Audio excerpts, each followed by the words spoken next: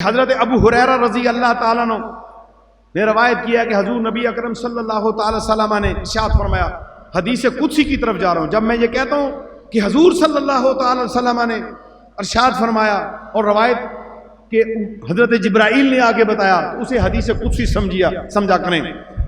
اللہ تعالیٰ فرماتا ہے، اے ابن آدم، تیرا مجھے یاد کرنا ہی میرا شکر ادا کرنا ہے، اور تیرا مجھے بھول جانا ہی میری ناشکری ہے۔ اللہ کو یاد رکھنا یہ محبت الہی کی نشانی ہے۔ محبت الہی چونکہ ہمارا بہترین ٹاپک ہے، اور اللہ نے کہا کہ تجھے میرا یاد کرنا، مصیبت میں ہو، امن میں ہو، خوشحالی میں ہو یا تنگی میں ہو، بیماری میں ہو یا صحت یابی کے اندر ہو، جو مجھے یاد کرے گا وہی میرا شاکر بندہ ہے۔ پتا چلا کہ شکر کی ایک بہترین چیز ہمیں مل گئی، شکر کا بہترین ذریعہ ہمیں معلوم ہو گیا کہ مصیبت میں بھی اور آسانی میں بھی اللہ کا شکر ادا کرتے رہیں اور اللہ کے شکر گزار بندے بنیں، اور اس کی جو صفات ہیں الشکور اور الشاکر، یہ اس کی صفات ہیں، اور اللہ تبارک و تعالیٰ بھی تو یہی فرماتا ہے، اگر تم شکر کرو گے تو میں تمہیں اور زیادہ دوں گا، کم نہیں کروں گا، اور زیادہ دوں گا۔ بس معلوم ہوا شکر ایک ایسی صفت ہے، ایک ایسی شان ہے، ایک ایسی عظمت ہے، ایک ایسی دلیل ہے، ایک ایسی نشانی ہے، ایک ایسی صفت ہے جو شاکر کے لیے مشکور سے زیادہ کا تقاضا کرتی ہے۔ یہ لفظ بتاتا ہے کہ جو شکر کرتا ہے اللہ اس کی نعمتوں میں اضافہ کر دیتا ہے۔ الشاکر والمشکور، الشاکر جو ہمیں یہ بتا رہا ہے، الشکور ہمیں یہ بتا رہا ہے کہ تم شکر کرتے جاؤ، تم شکر کرتے جاؤ، میں تمہیں نعمتیں دیتا جاؤں گا۔ بس جو ہے معلوم ہو گیا کہ ہم نے ہر حال میں پیدا کرنے والے رب کا شکر ادا کرنا ہے، اور یہ شکر ادا کرنا شرعاً ہمارے ایک گروہ کے قریب جو ہے بالاتفاق عقلاً ایک گروہ اس کے اوپر فقہا کا کہتا ہے کہ یہ شرعاً واجب ہے کہ ہم اللہ کو پہچانے صفتوں کے ساتھ، اس کی شان کے ساتھ، اس کی اسماء کے ساتھ، اور اس کی اس خلق کرنے کی شان کے ساتھ اس کو ہم جو ہے پہچانے اور اس کا شکر ادا کریں۔ یہ مومن کے اوپر واجب ہے۔ اپنے رب کا شکر ادا کیجئے، ہر نعمت کے اوپر شکر ادا کیجئے، ایک ایک سانس کے اوپر شکر ادا کیجئے۔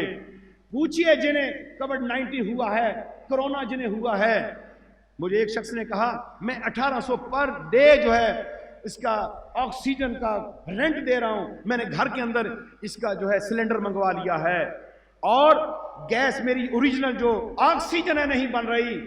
پوچھو ان بیماروں سے جو آکسیجن کے لیے ترس رہے ہیں، ہم ایک دن کے اندر کتنی بار سانس لیتے ہیں، لیکن ہم اللہ کا شکر ادا نہیں کرتے۔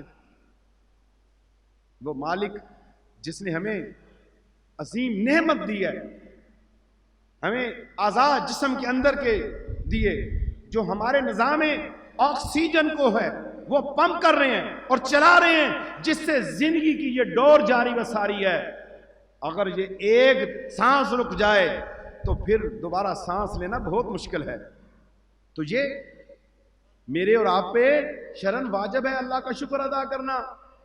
اللہ کا شکر ادا کیا کریں، اللہ کی حمد بیان کیا کریں، اللہ کی تعریف بیان کیا کریں، اللہ کی پاکی بیان کیا کریں، اللہ کی بڑائی بیان کیا کریں، اللہ کی حمد بیان کیا کریں، اللہ کی اسماء کا ذکر کیا کریں، اللہ کے قرآن کی تلاوت کیا کریں، نیکی کے کام کریں۔ یہ سارے کے سارے جو کام بتا رہا ہوں یہ شکر ہے۔ نیکی کے کام کرنا، اللہ کا ذکر کرنا، اور شکر ایک الہی وصف ہے، اور یہ بول کر علم سے اور عمل سے ادا کیا جاتا ہے۔ بولنا بھی پڑتا ہے، عمل بھی کرنا پڑتا ہے۔ بولنا کیا ہے؟ الحمدللہ. جی آپ بول رہے ہیں، میں تعریف بیان کرتا ہوں اللہ رب العالمین کی جو عالمین کا رب ہے. سبحان اللہ، وہ پاک ہے اللہ، اللہ اکبر، بڑا ہے اللہ سب سے. یہ ہے بولنا، اس کو بولنا کہتے ہیں. یہ الہی وصف ہے جو مومن کو دیا جاتا ہے. مومن کو شکر کے دو وصف دیے گئے ہیں. ایک وہ بول کے اللہ کا شکر ادا کرتا ہے، ایک وہ عملی کام کر کے اللہ کا شکر ادا کرتا ہے. عملی کام کیا ہے؟ جب تم اپنے محبوب نبی کریم صلی اللہ تعالی وسلم کی سنت میں کام کرو گے، آپ کے مبارک طریقہ کے مطابق اپنی زندگی کو بسر کرو گے تو یہ عملی شکر ہوگا. پتا چلا جو محبوب کی ادا کو اپناتا ہے یہ بھی تو شکر ہے، اور جو منہ سے بول کے اللہ کی حمد بیان کرتا ہے یہ بھی شکر ہے. بس آج سے اپنے محبوب کی اداؤں کو اپنائیں، اللہ کے شاکر بندے بن جائیں. بول کے شکر پہلے سے مقرر شدہ حد کے مطابق اللہ سے ظاہر شدہ معاملات پر اس کی تعریف ہے. یعنی ہم اللہ کی تعریف بیان کریں، اللہ کے قرآن کی تلاوت کریں، تو پھر یہ جو ہے ہمارے لیے عظیم نعمت ہے. یہ شکر کا بہترین راستہ ہے. بولنا بھی، شکر ادا کرنا بول کر، اور عملی طور کے اوپر بھی جو ہے شکر ادا کرنا. اللہ نے تو شکر کی تعلیم اپنے نبیوں کو دی ہے. سنن ابن ماجہ میں نے پڑھا ہے کہ رسول اللہ صلی اللہ تعالی وسلم سے روایت ہے کہ اللہ تعالیٰ نے حضرت موسیٰ علیہ السلام کی طرف وحی کی، اے موسیٰ میرا ایسا شکر ادا کر جیسا اس کا حق ہے. میں اور آپ اس طرح ادا نہیں کر سکتے شکر. تو حضرت موسیٰ علیہ السلام نے پوچھا یار اب ایسا کون کر سکتا ہے ایسا؟ یہ تو بہت مشکل ہے کہ آپ کو اس طرح پہچان کے آپ کو شکر ادا کریں جیسا آپ کا حق ہے. اللہ تعالیٰ نے فرمایا اے موسیٰ جب تو کسی نعمت کو میری عطا سمجھے گا تب تو میرا ایسا شکر ادا کرے گا جیسا اس کا حق ہے. اس حدیث مبارک پہ غور کیجئے جس میں اللہ تبارک و تعالیٰ فرماتا ہے کہ جب تو میری نعمت کو میری عطا سمجھے گا.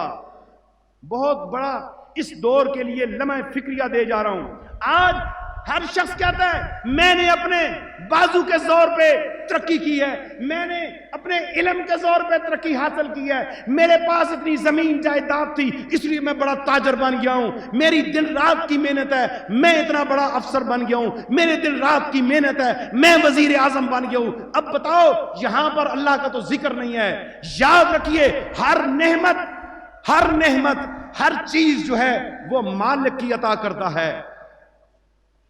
یہ اسباب ہے تمہاری محنت کرنا، یہ ذریعہ ہے تمہارا، تم نے علم کو حاصل کیا، لیکن اللہ دماغ نہ دیتا پھر کیا ہوتا؟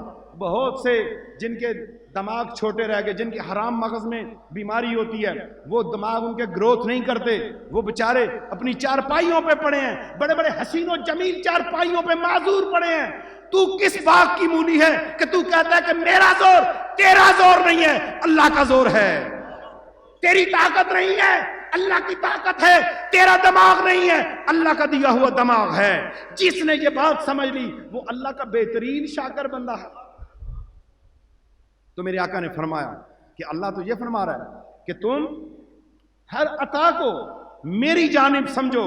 تمہاری ترقی، تمہاری عزت، تمہاری صحت، تمہاری جوانی، تمہارا حسن و جمال جو تمہیں آج لوگ بڑے اچھے طریقے سے ملتے ہیں، یہ چہرہ تم نے خرید کے نہیں لایا.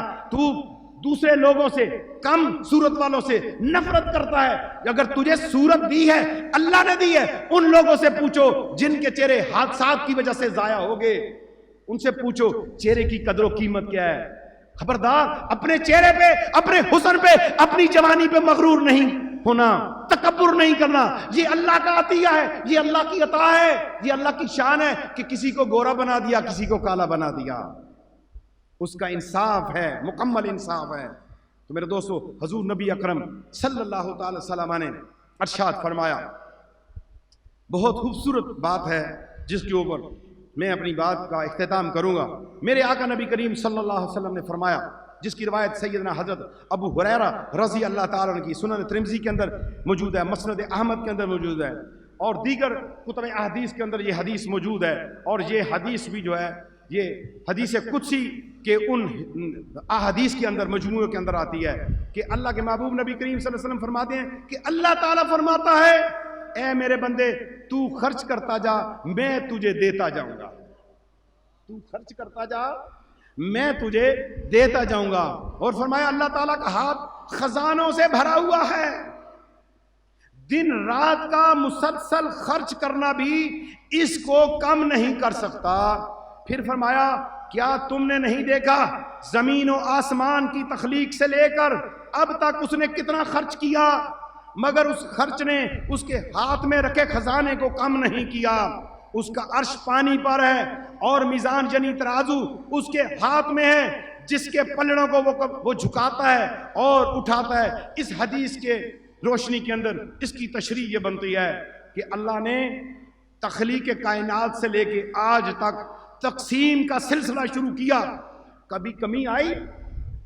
پانی کا اندازہ لگائیں، ایک انسان دن کے اندر کتنا پانی پیتا ہے، اس کو آپ پوری زندگی کے اندر اندازہ لگائیں کہ ہم پوری زندگی میں کتنے ٹینک پانی کے استعمال کرتے ہیں، پیتے بھی ہیں۔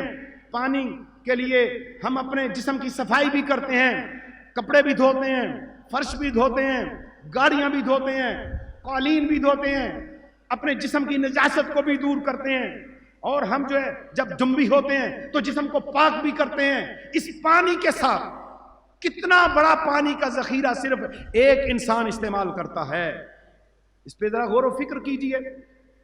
اس کے خزانوں میں کمی نہیں اور اس کا ہاتھ خزانوں کے اندر ہے، یہ خزانے اس کی طرف دوڑتے ہیں، یہ اللہ کے خزانے اس کی طرف دوڑتے ہیں جو اللہ کو صحیح معنوں میں اپنا رب جانتا ہے، اس کی طرف دوڑتے ہیں جو صحیح معنوں میں اپنے رب کریم، اپنے رب شکور کا شاکر بندہ بنتا ہے، اس کی طرف دوڑ پڑتے ہیں اور اسے تلاش کرتے ہیں جو اللہ کا شاکر بندہ ہو جاتا ہے۔ تو ہم غربت کے چکروں میں پڑے غربت کی داستانیں سناتے ہیں، میں غریب ہوں، میں مر گیا ہوں، میں مسکین ہوں۔ میرے دوستو، جس نے اللہ کا حیا کرتے ہوئے، اللہ کا حیا کرتے ہوئے، اللہ کو اپنا معبود جانتے ہوئے، اللہ کو اپنا رب جانتے ہوئے غربت میں بھی اپنی غربت کا اظہار نہ کیا، غربت میں بھی اپنی غربت کا اظہار نہ کیا، قیامت والے دن صدا لگے گی، کہاں ہے وہ غیور مومن، اسے لے آؤ آج بغیر حساب و کتاب سب سے پہلے جنت میں داخل کر دو۔ یہ ہے شاکر بندے کی، یہ ہے غنا والا بندہ، یہ ہے غیوری والا بندہ، یہ ہے وہ عظمت و شان رکھنے والا بندہ کہ مصیبت میں بھی اللہ کے سوا کسی کو اپنی تکلیف نہ بتائے۔ لوگوں آج مصیبت میں ہم لوگوں کو بتاتے ہیں، نہیں، صرف اللہ کو بتاؤ، صرف اللہ کو بتاؤ، وہ رحیم و کریم رب، یہ روشنی اور اجالے کرنے والا رب، دن کو رات، رات کو دن میں بدلنے والا رب، پانی کو برسانے والا رب، سمندروں کا مالک، دریاؤں کا مالک، تیری اور میری روح اور سانسوں کا مالک، اس کی بارگاہ میں جھک جاؤ، پھر دیکھنا کہ پھر وہ کیا کرتا ہے۔ اس کے ہاتھ خزانوں کے اندر ہے اور وہ ساری کائنات کو، مجھ سمیت ہر فرد کو اتنی دنیا دے دے جتنی یہ پوری دنیا ہے، تب بھی اس کے خزانوں میں کمی نہیں ہے۔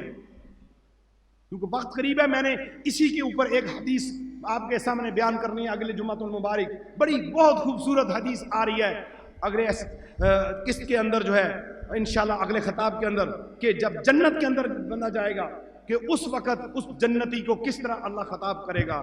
اللہ کرے میں اور آپ بھی اس خطاب کے اندر آ جائیں جن کو اللہ پکارے گا، اور ان لوگوں میں وہ عارفین لوگ جن کے جنتیں دو قسم کی ہیں، ایک عارفوں کی جنت ہے، ایک عام مومنوں کی جنت ہے۔ انشاءاللہ اگلے جمعۃ المبارک پہ اس کے اوپر سیر حاصل گفتگو ہوگی۔ اللہ تعالیٰ مجھے اور آپ کو عمل کی توفیق عطا فرمائے، آمین بجاہ نبی الکریم صلی اللہ تعالی وسلم۔